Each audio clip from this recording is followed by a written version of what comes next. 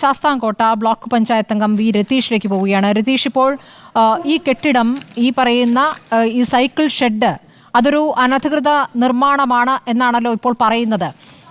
അനുമതി ഉണ്ടായിരുന്നില്ല എന്ന് പഞ്ചായത്ത് പറയുന്നു. 6 വർഷം മുമ്പുണ്ടാക്കിയ കെട്ടിടമാണെന്ന് പറയുന്നു. ഈ കെട്ടിടം അവിടേക്ക് ഉയർത്തിയത് കൊണ്ടാണ് ഈ വൈദ്യുത ലൈനുമായി ചേർന്ന് പോകുന്ന രൂപത്തിൽ അത് സംഭവിച്ചത്. ഇത് നിങ്ങളുടെ ആരുടെയും ശ്രദ്ധയിൽപ്പെട്ടിട്ടില്ല എന്നാണോ മനസ്സിലാക്കേണ്ടത്? ഈ പുറകിൽ ഒളിപ്പിച്ചു വെച്ചിട്ടൊന്നും ഒരു കെട്ടിടം പണിയില്ലല്ലോ.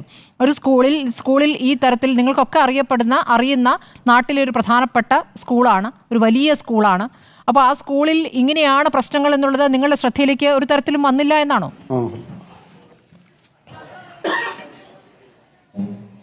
ഇത് അതിദാരുണമായ ഒരു സംഭവമാണ്. രാവിലെ ഒരു നാടകം ഞെട്ടലോടെയാണ് ഈ സംഭവം കേട്ടത്. ഈ കുട്ടി താമസിക്കുന്നത് പടിഞ്ഞാറേക്കലയുടെ ഗ്രാമപഞ്ചായത്തിലാണ്. ഈ സ്കൂൾ നിൽക്കുന്നത് തേവലക്കര എന്ന് പറയുന്നത് മൈനാഗപ്പള്ളി പഞ്ചായത്താണ്. അവിടുത്തെ പഞ്ചായത്ത് പ്രസിഡന്റും ഒക്കെ ഇത് ശ്രദ്ധിച്ചിട്ടുണ്ടാവും എന്നാണ് ഞാൻ മനസ്സിലാക്കുന്നത്. ഈ കുട്ടിയെ സംബന്ധിച്ച് വളരെ സാധാരണപ്പെട്ട ഒരു കുടുംബത്തിൽ, സാധാരണപ്പെട്ട ഒരു പാവം പിടിച്ച, നേരത്തെ സൂചിപ്പിച്ചതുപോലെ പാവം പിടിച്ച ഒരു കുടുംബത്തിൽ ജനിച്ച് വളർന്ന ഒരു കുട്ടിയാണ്.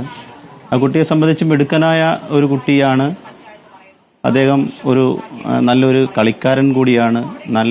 അതുമാത്രമല്ല സമൂഹവുമായിട്ട് നല്ല ബന്ധം സ്ഥാപിക്കുന്ന ഒരു കുട്ടിയായിരുന്നു. എല്ലാവർക്കും വളരെ സ്നേഹത്തോടെ സൗമ്യ സ്വഭാവമുള്ള ഒരു കുട്ടിയാണ് ഈ നാടിനാകെ നഷ്ടമായത്.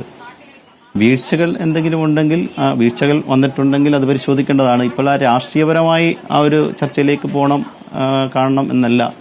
രാഷ്ട്രീയം എന്നുള്ളതല്ല, രാഷ്ട്രീയം എന്ന് നോക്കണ്ട ശ്രീ വി രതീഷ്. പക്ഷേ വീഴ്ച പരിശോധിക്കണമല്ലോ. ഒരു കുട്ടി, താങ്കൾ പറഞ്ഞതുപോലെ എല്ലാവരും ഇഷ്ടപ്പെടുന്ന ഒരു കുട്ടിയായിരുന്നു.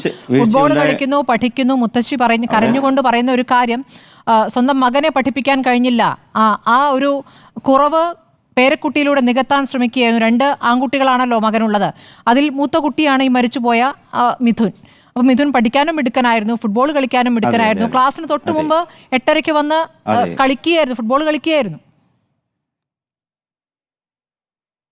അതെ.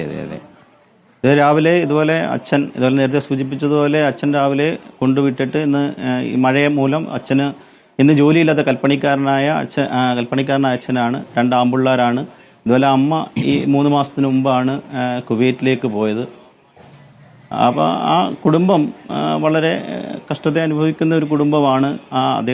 ആ കുട്ടിയുടെ ദുഃഖം ഈ നാടിനെ ആകെ വളരെ വിഷമിപ്പിച്ച ഒരു സംഭവമാണ്.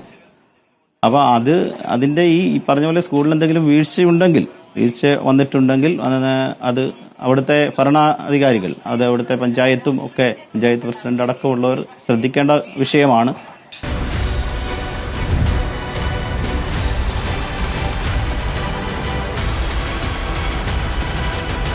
ഡിബേറ്റ് വിത്ത് സ്മൃതി പരുത്തിക്കാട്.